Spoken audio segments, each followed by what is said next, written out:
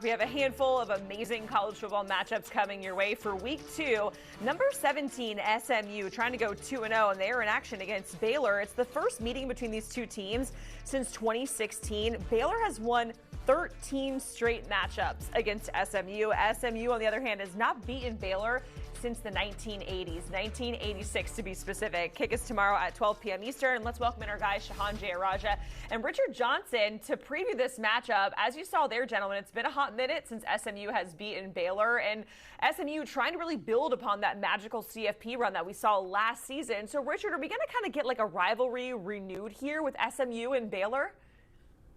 Well, it's interesting because these two share the Metroplex, right? But they are obviously in different stations of the sport because they're in different leagues. So it's something where, they don't have many common opponents. But, it is interesting as both try to find the best ways to recruit the Dallas Metroplex, how this game kind of stands in the zeitgeist, so to speak.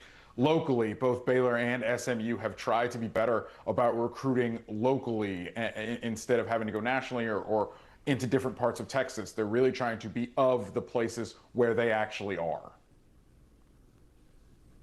Yeah, well, and it's interesting, because you look at that 1986 date, it's not a coincidence. That's when the death penalty happened for SMU. You have a couple years there where they're still playing as members of the Southwest Conference, but then, of course, SMU gets left out of the new Big 12 as well. So this is a rivalry that goes back to the 80s and before. It really hasn't been one since then, and a big part of that is because Baylor politically was able to get their way into the Big 12, and SMU was left out. So there's a lot of older SMU people who still have a lot of anger at some Baylor folks for getting left out of Power Conference football, but it hasn't been an actual football game in a hot minute, and I'm excited for that to change this weekend. All right, yeah, we're excited to see the, an old rivalry stir back up potentially. Let's look at the Baylor side of things. They're coming off of a loss to Auburn, losing 38-24. Shehan, what takeaways can they take from that loss and maybe improve upon it here in this next matchup? Well, I think that there's a positive and there's a negative. To start with the negative, their run defense just has to get a lot better. When you look at their defensive end, Jackie Marshall, he gets hurt on the first series of the game against Auburn, and from that minute on, Auburn was able to run all over them. They just have not a whole lot of depth back there. But the piece that you take away positively from it is this wide receiver core is a serious problem for opposing defenses. Sawyer Robertson coming into the year was expected to be a big-time player, but you look at the emergence of players like Cole Wilson, Josh Cameron is a known commodity. They've got some great running backs as well. This is an offense that should be among the top 15 or so units nationally. And even going into an opponent like SMU, who's top 15 in the country or right on the borderline, they're going to have a chance to really put up some big numbers. Yeah, I think for Baylor, when they come in, the run defense point that Shehan makes, I think is so key because SMU is going to try to run against Baylor a little bit differently than Auburn did. For the most part, Auburn tried to run through Baylor's defense up the middle with what Jackson Arnold was able to do. This is going to be a little bit different. This is Kevin Jennings running around Baylor a lot as far as Baylor's defense is concerned. I'm interested in how they try to hold up. I think it's going to be key for the long term in the Big 12. When Baylor gets into the meat of their schedule, how they're able to perform in this game. All right, so if we're talking about a Baylor player to watch, Richard, for you, it's wide receiver Cole Wilson. Tell us why. Cole Wilson is absolutely outstanding as a wideout for the Bears. He's kind of a move piece. You can put him in the slot. You can put him outside. And he's a guy who's played at 3 different levels of college football, most recently at Texas State. He had almost 150 yards receiving in the game last Friday night and showed that he can just be an absolute threat for Baylor's offense in the passing game. They just have so many weapons. It's not just running the ball, but with Wilson, I think he's just a piece that you can move around the field and put in a lot of different places. That's why I think he's such a unique talent as kind of that gadget threat for the Bears.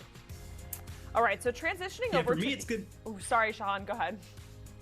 Yeah, for me, it's going to be tight end Michael Trigg. I think that he's a big-time player at that receiver position as well. You look at the way that he was able to fight against that Auburn defense. I think he can cause major mismatch issues in this game. So, Shehan, now looking at the SMU side of things, right? Who is a player that you're going to be honing in on and really watching here for SMU? Yeah, I think for me, like, I'm keeping a really close eye on RJ Maryland. He came over and missed a lot of last season, but he comes back this year, and I think that he is a big-time piece for this offense. He provides a lot of different mismatches at that position, and, you know, kind of like what I just mentioned with Trigg. I mean, just somebody who can step up, go get matched up against a linebacker, and cause some major issues. Yeah, for me with SMU, it's about Ramel Brinson because for me, we're not sure if Jordan Hudson's going to be able to go in this game, or at least if he's going to be able to go at full speed for the Ponies. He got hurt literally the first play of the game last week, so he definitely won't be at 100%. So another wide receiver is going to have to continue to step up because I think this game has some shootout potential. So SMU is going to have to keep pace with a Baylor team that can put up points in bunches. All right, SMU coming off a big win, although it was East Texas A&M 42-13. And it feels like Baylor is kind of their first challenge of the season. Richard, what are some key areas that you want to see SMU dominate here against a pretty decent Baylor program as we just laid it out? Yeah, well, I want to see how SMU on offense can just put up points in bunches against a good opponent. I know what they can do against an FCS team. I'm not worried about that. But like I said, I think this game screams track meet to me in the end. I think it's going to be wildly entertaining. It's going to kind of be like a Big 12 game of yesteryear, so to speak, just an absolute shootout. So SMU is just going to have to keep pace, which means Kevin Jennings, the passer. What passer are we going to get from Kevin Jennings? We know that he can run the ball. We know he's wildly athletic. But for him to develop as a quarterback, we've got to see what he can do through the air. No, I think that this really has the potential to be one of the best quarterback matchups that we see in week 2. Sawyer Robertson, somebody who's been talked about as a potential first or second round pick in the draft. Kevin Jennings as a college quarterback, as solid as they come. This, I think, is a huge opportunity for SMU. Really, you look on both sides of the ball. This is the first test that we're seeing for their defense as well. They lost a couple of pieces from their team that made it to the college football playoff. If they're going to have a chance to be in that ACC discussion, you got to keep Baylor under 30 points. And if you're able to do that, I think we should be really optimistic about what this SMU team can be in 2025. Take a step for tomorrow at noon Eastern. Shehan, Richard, we certainly appreciate it, previewing SMU and Baylor. And we got you covered across multiple platforms here on CBS Sports as it pertains to college football. Make sure you check out our CBS Sports College Football YouTube channel. You can subscribe right now by scanning that QR code on your screen.